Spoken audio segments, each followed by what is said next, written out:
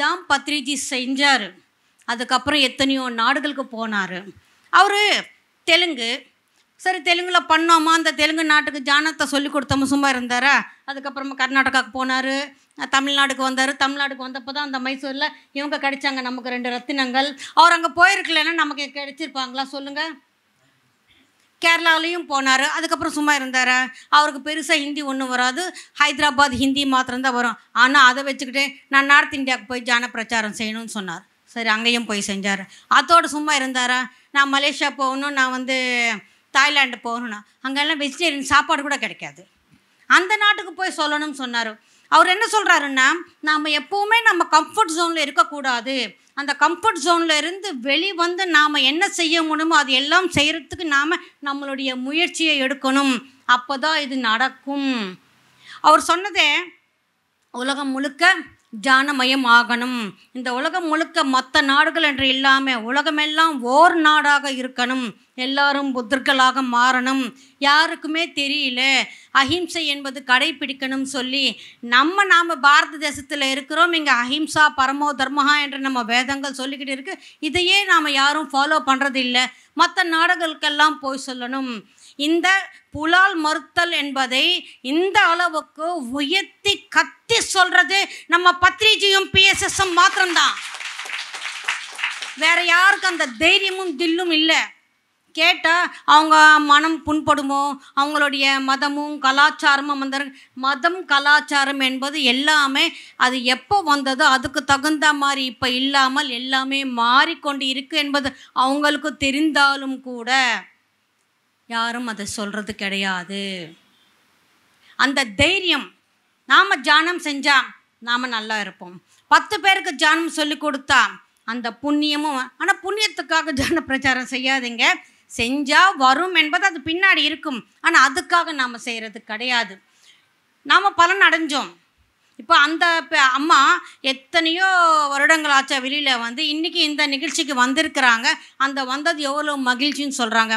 அந்த மகிழ்ச்சிக்காக நான் பெற்ற இன்பம் பெருக இந்த வையகம். இதுக்கு என்ன காசாக பணமா? இந்த மாதிரி ஒரு மைக் கொடுத்தா வாயை வச்சுக்கிட்டு தியான பிரச்சாரம் செய்கிறதுக்கு எந்த விதமான கஷ்டமும் இல்லை.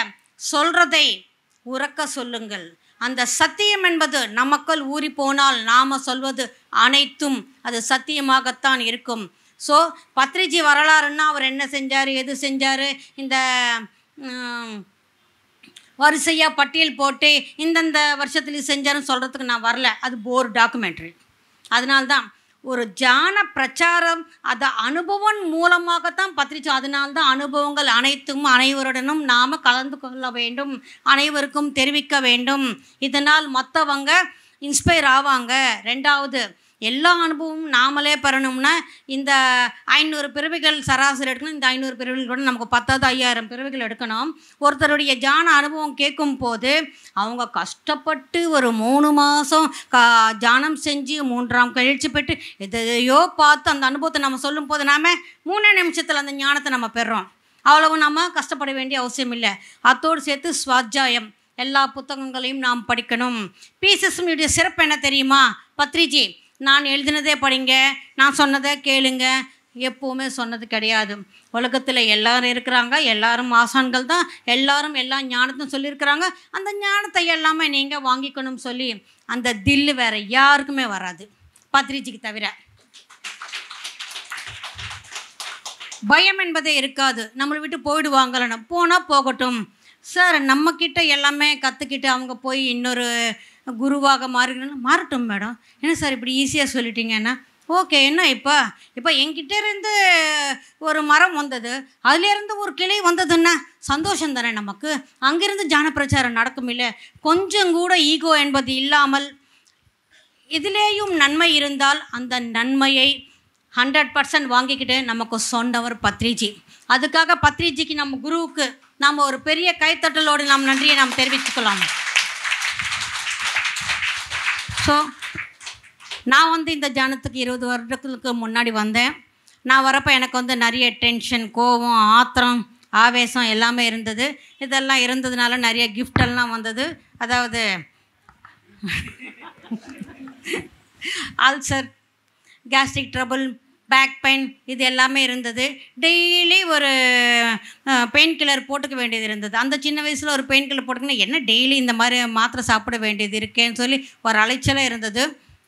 ஒரு காலகட்டத்தில் தெரிஞ்சது மெடிடேஷன் என்பது இந்த டென்ஷனுக்கு நல்ல ஒரு பயனுன்னு சொல்லி தேடி தேடி இந்த ஆனாபானசதி தியானம் பிரெத் மெடிடேஷனுக்கு வந்தேன். ஒரு 2 வாரம் போயிருப்பேன். எனக்கு எந்த வித மாற்றமும் தெரியல. ஆனால் டெய்லி போகிறது தியானம் மையத்துக்கு பண்ணுறது என்ன இருக்குது, ஒன்றுமே எனக்கு தெரியலையே. அதுவும் இல்லாமல் அங்கே வந்து டெய்லி உங்கள் அனுபவம் என்னன்னு கேட்பாங்க. எனக்கு இல்லைன்னு சொல்கிறது கோபம். ஆனால் இந்த வாழ்க்கையில் கணவன் சரியில்லை, குழந்தைங்க சரியில்லை, எனக்கு இருக்கிற இந்த வாழ்க்கை சரியில்லை, இங்கே இல்லைன்னு சொல்லி அந்த கோபத்தில் நான் பண்ண அங்கேயும் இல்லைன்னு இதே வார்த்தை தான் சொல்லணுமா? அந்த இல்லை என்ற அந்த வார்த்தை கேட்டால் எனக்கு அவ்வளோ கோபமாக வரும். நான் போக மாட்டேன்னு சொல்லிட்டேன், வீட்டுக்கு வந்தேன். அப்போ சொன்னாங்க, ஏன் போக மாட்டேன்னு சொல்கிறேன், இந்த 15 நாளில் நீ வந்து ஒரு நாள் கூட மாத்திரை எடுத்துக்கல, நீ கவனிக்கலையா? ஒரு நாள் கூட நீ ஒரு கம்ப்ளைண்ட்டும் பண்ணலை. இந்த 15 நாளில் நீ ஒரு நாளும் கத்தலை. எல்லாமே வீடு அமைதியாக இருக்குது. எல்லாத்துக்கும் மேலே 15 நாள் நீ சிரிக்கிற, அது உனக்கே தெரியல.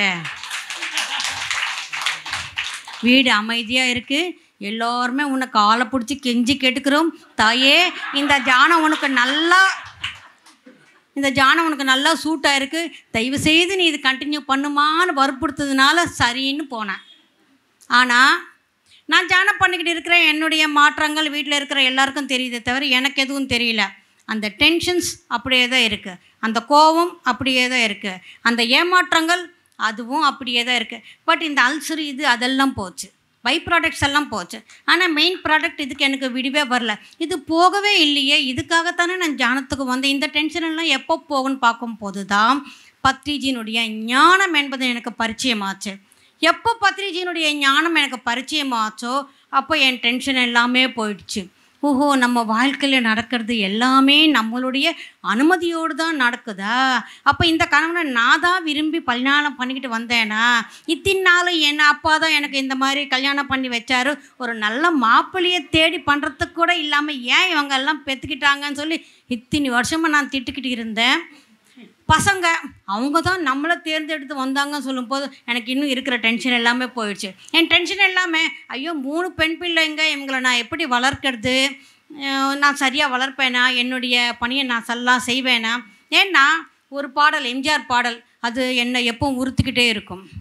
எந்த குழந்தையும் நல்ல குழந்தை தான் இந்த மண்ணில் பிறக்கையிலே, அது நல்லவனானதும் தீயவனானதும் அன்னை வளர்ப்பினிலே. ஸோ ஒரு அன்னை வளர்ப்புக்கு இந்த அளவுக்கு கெடுபிடி இருக்குதுன்னா நான் நல்லதாக செய்வேனா? நான் வந்து அவங்கள வந்து ஒரு கல்பனா சாவ்லாவாகவோ வேறு எதுவாகவோ எந்த மனங்கட்டியாகவோ ஆகணும் விரும்பலை. ஒரு நல்ல சிட்டிசனாக இருக்கணும். என்னதான் நம்ம வீட்டில் சொல்லி கொடுத்தாலும் இந்த சமுதாயத்தில் வெளியிலேருந்து வர தாக்கங்கள் அவங்கள பாழாக்கிடாதா? எப்படி இதெல்லாம் நான் சமாளிக்கிறது என்ற டென்ஷனும் பயமும் இருந்தது. அதோடு சேர்த்து எங்களுக்கெல்லாம் கல்யாணம் பண்ணணும்னு எத்தனையெல்லாம் கோடிகள் வேணும், அத்தனை கோடிகள் எல்லாம் ஒரு எதுவுமே இல்லையே, நம்ம எப்படி இதெல்லாம் செய்கிறது? என்கிட்ட இருக்கிற காசு ஒரு பொண்ணுக்கு தான் பார்த்தோம், மற்ற 2 பசங்களுக்கு என்ன செய்கிறது? இதுவே பயமாக இருந்தது. எதிர்காலம் எப்படி இருக்குமோ என்னமோ ஏதோன்னு. எப்போ இந்த தியானத்துக்கு வந்தேனோ இவங்க தான் என்னை தேர்ந்தெடுத்து வந்திருக்கிறாங்க தெரிஞ்சப்போது என் டென்ஷன் எல்லாம் போச்சு. கழுதாங்க இவங்க தான் என்னை தேர்ந்தெடுத்து வந்திருக்கிறாங்க, இவங்க வரப்போவே நான் யார் என்ன ஏது என்கிட்ட என்ன இருக்கும், நான் என்ன சொல்லி தருவேன், எப்படி வளர்ப்பேன்னு எல்லாமே தெரிந்து தான் என்னை தேர்ந்தெடுத்து வரும்போது எனக்கு எதுக்கு டென்ஷனும்?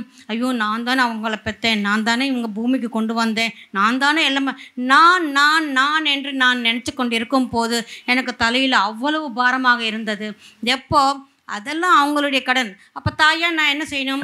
நான் நல்லபடியாக வளர்க்கணும், அவங்களுக்கு வேண்டிய சுதந்திரத்தை கொடுக்கணும், அவங்க என்ன படிக்கணும்னு இருப்புறாங்களோ அந்த படிப்பை சொல்லித்தரணும், தியானத்தை கற்றுக் கொடுக்கணும். குருஜி காலடியில் அவங்கள சமர்ப்பிச்சுட்டா வேறு எந்த விதமாக நான் எனக்கு செய்ய தேவை இல்லைன்னு புரிஞ்ச பிறகு என்னுடைய டென்ஷன் போச்சு, என்னுடைய பயம் போச்சு, எல்லாமே போச்சு. அதுக்கப்புறம் எனக்கு தெரிஞ்சது ஒன்றே ஒன்று தான், I am very very safe under this universe. வெளியில் எப்படியாவது இருக்கட்டும், எந்த சூழ்நிலைகளாவது இருக்கட்டும், 3வது உலகப்போர் வருமா, இல்லை வெங்காயம் விலை இப்படியே இருக்குமா, ஏறிடுமா, கொத்தமல்லி என்ன ஆகும், இந்த வெங்காயம் என்ன ஆகும், தக்காளி என்ன ஆகும், இந்த கவலையெல்லாம் ஒன்றுமே இல்லை. நமக்கு இருக்கிற வசதிக்கு நம்ம நல்லாவே இருக்கலாம். உலகத்தில் எது நடந்தாலும் எது இருந்தாலும் இது எல்லாத்தையும் என்னால் நான் ஆனந்தமாக இருக்க முடியும். மை டியர் ஃப்ரெண்ட்ஸ், இங்கே நாம் சோகத்துக்காகவோ அலுவலத்துக்காகவோ இதெல்லாம் படுறதுக்காகவோ இந்த கஷ்டங்களுக்காகவோ நாம் இந்த பிறவி எடுக்கலை. இந்த பிறவி நாம் எடுத்தது நாம் ஆனந்தமாக இருக்க வேண்டும் என்ற ஒரே ஒரு நோக்கத்தோடு தான். ஆனால் அந்த ஆனந்தம் என்பது உள்ளுக்குள்ளே இருந்து ஆன்மீக ஞானத்தினால் மட்டுமே வரும். ஞானம் இல்லாமல் ஆனந்தம் என்பது இருக்காது. இப்போ நீங்கள் இந்த நிகழ்ச்சிக்கு வந்தீங்க, இப்போ ஒரு ஆனந்தம் இருக்கலாம். ஒரு சினிமா போகிறீங்க, அது உள்ள ஒரு ஆனந்தம் இருக்கலாம். ஒரு ஹோட்டலுக்கு போகிறீங்க, நல்லா சாப்பிட்றீங்க, ஒரு ஆனந்தம் இருக்கலாம். இந்த ஆனந்தம் அனைத்தும் தாற்காலிகமே, அந்த நொடியில் இருக்கிற ஆனந்தம் தான். ஆனால் எப்பொழுதும் என்ன இருந்தாலும் இல்லாட்டியும், எது நடந்தாலும் எது நடக்காட்டியும் நாம் ஆனந்தமாக இருக்க வேண்டும் என்றால் தியானம் என்பது தேவை, ஞானம் என்பது தேவை. அப்போ ஞானத்தினால் மட்டும் நாம் ஆனந்தமாக இருக்கணும்னா நாம் ஏன் தியானம் பண்ணணும்னா, முதல்ல இருந்து நமக்கு இந்த ஞானம் என்பது இந்த தமிழ்நாட்டில் ஆகட்டும், நம்ம இந்தியாவில் ஒவ்வொருத்தரும் சொல்லிக்கிட்டு தான் இருக்கிறாங்க. நமக்கு ஆதாரம் கேட்குறோம், ஆனால் அது நம்மளால் செயல்படுத்த முடியுதா? அந்த செயல்படுத்துறதுக்கு ஓர் ஆற்றல் என்பது தேவை. அந்த ஆற்றல் இந்த தியானத்தினால் கிடைக்குது. அதனால்தான் தியானம் ஞானம் இவை இரண்டும் இருந்தால் நம்மளை வெல்ல இந்த உலகத்தில் இல்லை, இந்த விஸ்வத்திலேயே ஆள் என்பது கிடையாது. No complaint, no judgement.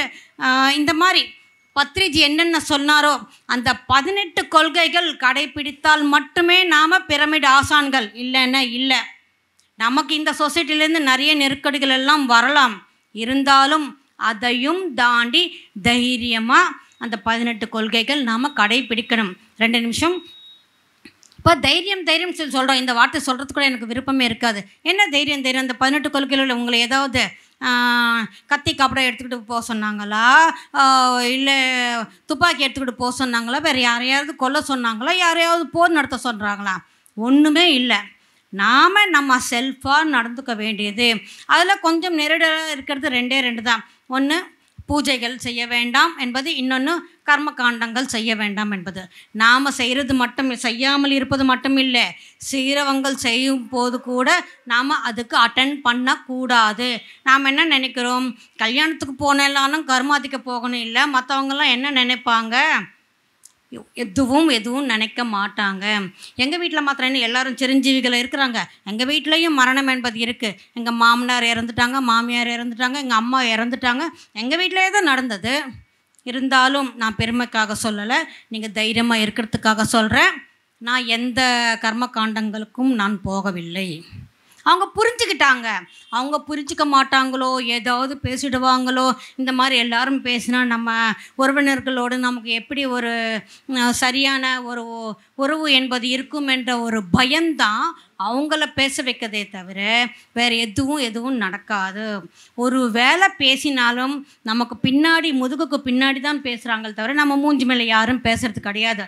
அது வரைக்கும் இந்த சமுதாயம் இன்னும் நல்லாதாக தான் இருக்குது. ஸோ நம்ம பின்னாடி பேசுகிறத பற்றி நம்ம கவலையே பட தேவையில்லை. எங்கள் குருஜி சொன்னார், அது பண்ண வேண்டாம்னா மனசா வாச்சா கர்மனா. நானும் செய்ய மாட்டேன், செய்யவர்களுக்கும் ஒத்துழைப்பு தரமாட்டேன், செய்யவங்க செஞ்சாலும் அதுக்கு நான் போய் நிற்க மாட்டேன். You are witnessing that. அப்போ நீங்கள் போகிறப்ப நான் செய்யலை, ஆனால் செய்கிறவங்க செய்கிறப்ப போய் தானே ஆகணும். இது நம்மளை நாம் ஏமாத்துக்கிறது தான். கொஞ்சம் அதிலிருந்து வெளிவந்து, இல்லை நான் இப்படி தான் இருப்பேன்னு கெட்டியாக நின்று பாருங்கள், எதுவும் நடக்காது. இப்போ எனக்கு என்ன ஆச்சு, எதுவும் ஆகலை. எல்லாருமே எல்லா உறவுகளோடு நல்ல உறவோடு தான் இருக்கிறேன். அவங்களும் தெரிஞ்சுக்கிட்டாங்க, சுவர்ணா இதுக்கெல்லாம் வராதுப்பா, அவங்க கூப்பிடுறதே விட்டுட்டாங்க.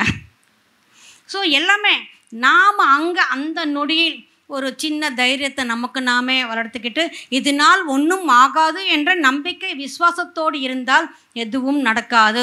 இதனால் நடந்துடும் எனக்கு தெரியும் சொல்லி அந்த பாதி நம்பிக்கையோடு இருக்கிறப்ப ஏதாவது நடந்தா, நான் அப்போவே நினச்சேன் இதுக்கு போகலன்னா இது பெருசாக பூகம்பமாக வெடிக்கும்னு நினச்சேன். அது அப்படியே வெடிச்சதுன்னு சொல்லி நினச்சா அது நம் எண்ணங்களிலிருந்து வந்ததே தவிர அவங்களால் வந்தது கிடையாது. யாரால் யாரையும் எதுவும் செய்ய முடியாது. நமக்கு நாமே கதி, நமக்கு நாமே உதவி, நமக்கு நாமே அனைத்தையும் செஞ்சுக்கலாம். இதுக்கு தைரியம் என்ற வார்த்தை என்பது தேவையே இல்லை. கொஞ்சம் நாம் அப்படி நின்னா போதும். இதுதான் என்னுடைய அனுபவம். மை டியர் ஃப்ரெண்ட்ஸ், இந்த தியானத்துக்கு வந்த பிறகு who is the happiest person on this எர்த்துன்னா என் கை தான் முதல்ல ஓங்கும். அந்த அளவுக்கு நான் ஆனந்தமாக இருக்கிறேன். 3 பொண்ணுங்க அப்படி என்ன செய்வாங்க, என்கிட்ட காசு இல்லை பணம் இல்லைன்னு சொன்னேன் இல்லை. இப்போ 2 பொண்ணுக்கு கல்யாணம் பண்ணியாச்சு. 2 மாப்பிள்ளையும் 1 பைசா வரதட்சணை கூட வாங்காமல் பண்ணிக்கிட்டாங்க. நான் இந்த மாதிரி இந்த பிரமிடு மேரேஜ் தான் பண்ணுவேன்னு சொன்னால் அந்த பிரமிடு மேரேஜ் ஏன்னா அவங்க 2 பேரும் பிரமிடு ஆசான்கள் தான். நம்ம இப்போ பிரமிடு ஆசான் இருக்கிறப்ப வெளியில் ஒரு ஆளை தேடி அவங்களோட நம்மளால் முடியாது. யாராக இருந்தாலும் ஜாதி இல்லை, மதம் இல்லை, குலம் இல்லை, இந்த பிரமிடு ஆசானாக இருந்தால் போதும். பட் ஆசானாக இருக்கணும், நாட் ஒன்லி மெடிடேட்டர். பிரமிடு ஆசானாக இருந்தால் போதும். இந்த 3வது பொண்ணு இருக்கிறா, அவளுக்கும் ஒரு வரனை தேடிக்கிட்டு இருக்கிறேன். யாராவது இருந்தால் நீங்கள் சொல்லலாம். Thank you dear friends.